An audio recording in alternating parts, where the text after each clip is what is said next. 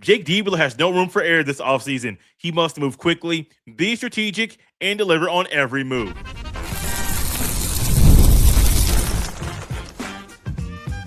You are Locked On Buckeyes, your daily podcast on the Ohio State Buckeyes. Part of the Locked On Podcast Network, your team every day. Welcome in, Buckeye fans, to a bonus episode of Locked On Buckeyes, part of the Locked On Podcast Network, now the #1 sports podcast network. I am Jay Stevens, and during this Hardwood Huddle, we will discuss the best options for John Mobley Jr.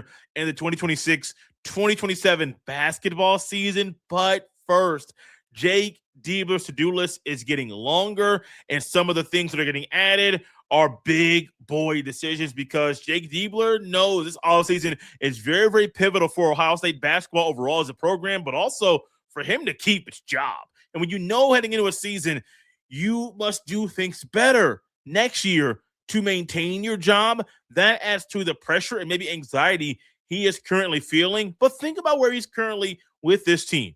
Yeah, Thornton's gone. Nola's gone. Tilly is gone. Those guys are expected to leave. They're gone. They can't play college basketball anymore. Devin Royal hit the portal. Amare Bynum is staying. John Mobley Jr. has declared for the NBA draft, but he's keeping his collegiate eligibility. And then Jake Diebler just lost his associate head coach, the first man he hired when he was promoted to head coach at Ohio State, in Joel Justus, who took a job at Vanderbilt. And those decisions and those announcements, those are big for those individual players, but they make Jake Diebler's job really, really hard. But that's why he's Ohio State's head coach. You're here to make tough decisions. You're here to make off-season decisions that make you better next year, to set you up to have a lot of success on the basketball court. And in this off-season, there's no room for error. Look at where the Big Ten is with the basketball. We can marvel and rant and rave about the football. Big Ten basketball might be deeper than the football is. You can look up and down at Big Ten basketball. Yeah, Maryland was trash. I mean, the RCTs are garbage. But overall, most teams aren't like Penn State. You have multiple teams from the conference in the Final Four. It's realistic that one of them could realistically win it. I would not be shocked if Illinois or Michigan won the national championship this year. That's how good those teams are. But also, they have certain types of players. They also have really good coaches that help make those teams really, really good. So Jake Diebler can look out there and say, well, I got a couple Final Four teams I'm competing with. I got some other teams that Michigan State has a Hall of Fame head coach. I got some other teams that are working to be very, very strong to get better players. I got to do something different. Because what Diebler did last year to formulate this roster for this year, wasn't good. It didn't hit. The bench production was poor, one of the worst in the country. The starters were top heavy. They were good when they were hitting, but sometimes they were hitting on both parts of the court. And Diebler must make sure he strategically looks out there. He finds a point guard. You already have your starting small forward to replace Devin Royal. Cool. Anthony Thompson comes in. He's the guy. I don't trust Ivan to be the starting center. You go out there and get a starting center that's a high-quality guy, can protect the paint, can stretch you out a little bit, knock down the three, get a real big man to be a big-time player in this version of college basketball.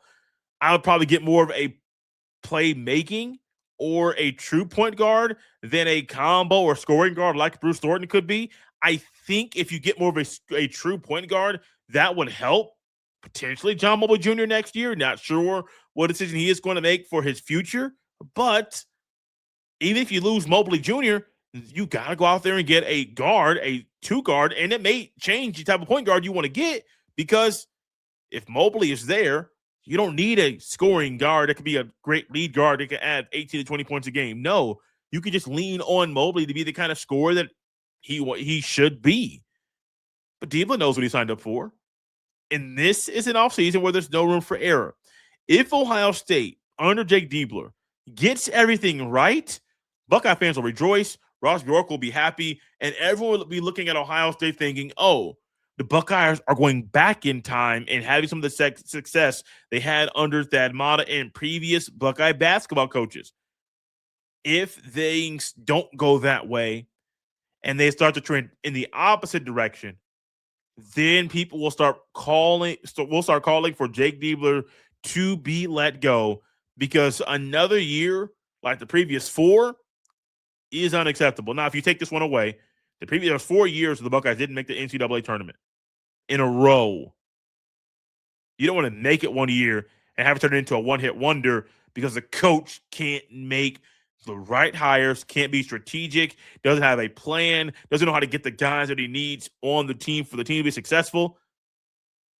Diebler is the man.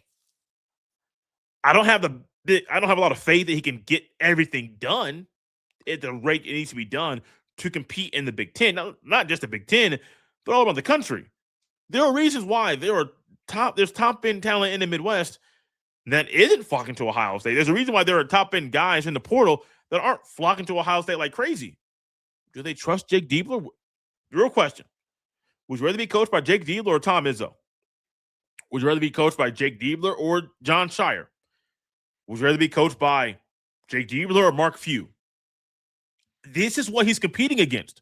This is what is maybe the not downfall, but this is an obstacle he's trying to overcome. He is a great developer. I won't say developer. He can create relationships with recruits. That is one thing he can do. But when it comes to developing players when they're on campus, overall, I think I trust more of the seasoned guys, or maybe even John Shire, who replaced the legend and has kept that standard very high, over Jake Diebler. But that's the past. The future could be Jake Diebler turning doubters into believers, but he must knock this offseason out of the park to make that become a reality next year. Speaking of what could become a reality, it's John Mobley Jr. playing at Ohio State next year. But with a recent decision he made about his future basketball career, I wonder what the best option is for him, where he should play basketball next year. I'll answer that. We'll dive into that after the break. This episode is brought to you by TurboTax. It's tax time. But for a lot of us, the old way of doing taxes is a lot. Trying to book an appointment that's not the most convenient, sitting in a waiting room with a stack of papers, emailing back and forth, and wondering if they really get your situation. But this year, you're getting a major upgrade. Intuit TurboTax now has in-person locations nationwide.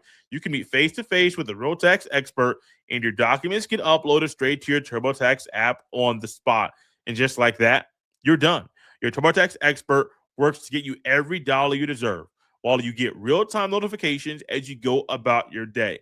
It's the relief of walking in and meeting a real person and walking out knowing your taxes are being handled right. Head to TurboTax.com/local to find a store near you and book your appointment today. This episode is also brought to you by Robinhood. What if sports were traded like markets? Now you can put your sports IQ to work in real time with Robinhood prediction markets. It's not you against the house. It's you participating in a live market. You can buy or sell your positions live all game long. Use your sports knowledge in the moments that matter. Robinhood prediction markets changes the game. It's people moving the action.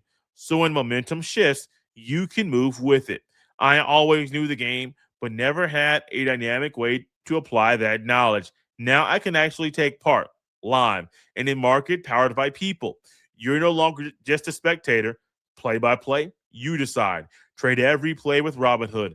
Now available across the U.S. Download the Robinhood app now to begin.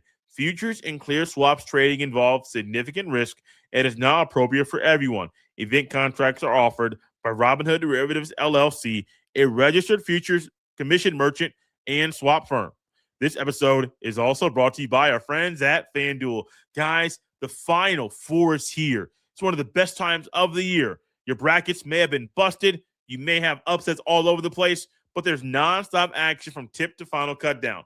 And right now, FanDuel is giving new customers a way to stay in the action all tournament long. Here's the best part. You get up to $300 in bonus bets every day for 10 days. That means 10 chances to stay involved throughout the entire tournament. You can mix it up however you want. Game picks, futures, or even same-game parlays for bigger potential payouts. It's perfect for the tournament because every day there's something new.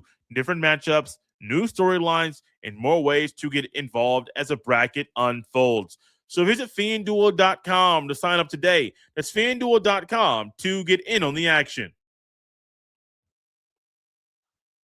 Thank you all for tapping in Locked On Buckeyes and for making this show your first listen of the day. Normally, we don't timestamp shows when we record them, but with this one being full of information that could be added to as the day goes on a Thursday, I want to let you know this is being recorded on a Wednesday evening around 9:30 p.m. Eastern time. So if some player like a Gabe Cupps or a Colin White or someone else that's on Ohio State's roster announces their decision for next year about where they're going to play basketball between the time of the recording and when you hear it, this show, that is why. There's also a big why in regards to a decision that John Mobley Jr. made about his future. He has declared for the NBA draft while maintaining his collegiate eligibility. And a few years ago, when players started to do this, I started to look out there and say, nah, just go to the league, or nah, stay in school. But the way the NBA lays it out, they allow you to go through the pre-draft process. You don't have to sign an agent, and you can get feedback from NBA executives and people in NBA circles to let you know where you currently sit, where you might get drafted, things you can work on to make yourself move up draft boards in next year's draft. And I think for John Mobley Jr., that's the right move for him. You just finished year 2. You have dreams and aspirations to go off to the NBA. And Jake Diebler realizes with the way he played down the stretch after coming back from his hand injury, NBA people are watching. And if he can go out there and wow people in the combine and wow people while he is meeting with them, doing various interviews and meeting various NBA teams, there's an opportunity that he gets enough feedback. They say, oh, no. Stay with us in the NBA. Don't go backwards and go back to college. Now, I think for John Mobley Jr., this is the right move for him to get the feedback. But, buddy, it ain't time to go to the NBA yet. No. He is not ready. Really good shooter. Court vision can get better. His intermediate game can get better. He's got a really good floater. He can drive. His downtown shot is one that can be super deadly. But mid-range can get better. He is not the strongest defender, especially at his size. If he goes to the NBA now, with how short and small he is compared to other NBA players, I've seen really good scorers that are his size, or maybe just a tad bit smaller, that can't make it in the league. They can't. And size is a big reason why. They go off to the G League or go off and play a ball overseas, and what do you find? They can score. They can be dogs, but the NBA is a different animal. The size that you need, the strength you need to be able to play at that level, at that league, is different. So, no, I understand why John Mobley Jr. made the decision to declare for the NBA draft while maintaining his collegiate eligibility. I think it's the right move for him right now. I would advise him, if I was in his corner, homie, just stay at Ohio State one more year. He has made it clear. He is not going to go to the portal if he comes back to college. The only place he will play basketball next year, if it's not in the NBA, will be in Columbus, Ohio. And that should make it very happy, which is why in the previous segment we talked about, well, your starting lineup could easily be, your 2 will be John Mobley Jr., your 3 will be Anthony Thompson, 5-star recruit, All-American, and beyond All-American, that's going to be, should be a dude next year, should be. Your 4 will be Amare Bynum. You have to find a point guard and a center. That's not a bad core to work with. I hope Jake Diebler understands that he's in a different position than I am. You want to back your player. You want to show you believe in them, but also, buddy, if he's ghost, you got to have a plan to replace him. I mean, the portal's great. I don't think you're going to go out there and get a kid in high school to flip from that school to you that can start. No, I don't think it's going to happen. It could. I don't think it's going to. Here's where you are. I remember a few years ago, I'm going to close shop with this. E.J. Liddell did a similar thing. I believe it was him and Dwayne Washington Jr. Jr. ended up, I don't know if both ended up coming back. I know both went to the league.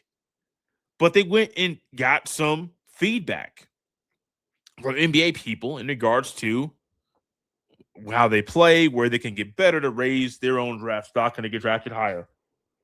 It was a great move for E.J. Liddell. He came back the next year and was phenomenal. One of the first Buckeye players I had watched in a very long time. I said, oh, no, you a dude. You are a dude, and you are an NBA player. I didn't really watch Buckeye basketball before I started hosting this show. Just to be honest with you, I wasn't really the biggest Buckeye basketball fan. I was a North Carolina fan. Tar Heels were the school. I watched some Butler basketball every now and then when I lived in Indianapolis. I really wasn't a Buckeye basketball fan. Yeah, I know what Jared Sullinger and Aaron Kraft and Evan Turner. Like, I knew about some of these dudes. D'Angelo Russell. Like, I knew about them. But, man, when I started watching Buckeye basketball, I didn't know much about E.J. Liddell. So when I heard that he's going to maintain this collegiate eligibility while testing the waters in the NBA, I said, sir, just stay in school. That's always where I've been. But, no, this is the right path now for how college basketball is. Now, the hope is that Mobley makes the right decision. Don't listen to other people. Don't follow the money. You're going to get paid at Ohio State. Now, your NBA contract might be larger. Okay. But how do you get the most money when you enter the NBA? That might be, and I firmly believe it is, staying in school for one more year. Thank you for tapping in Locked On Buckeyes and for making this show your first listen of the day. You can follow me on any social media platform at jstevens07. Send every email to jstevens317@gmail.com. This has been Locked On Buckeyes on a Thursday. We'll see you next time.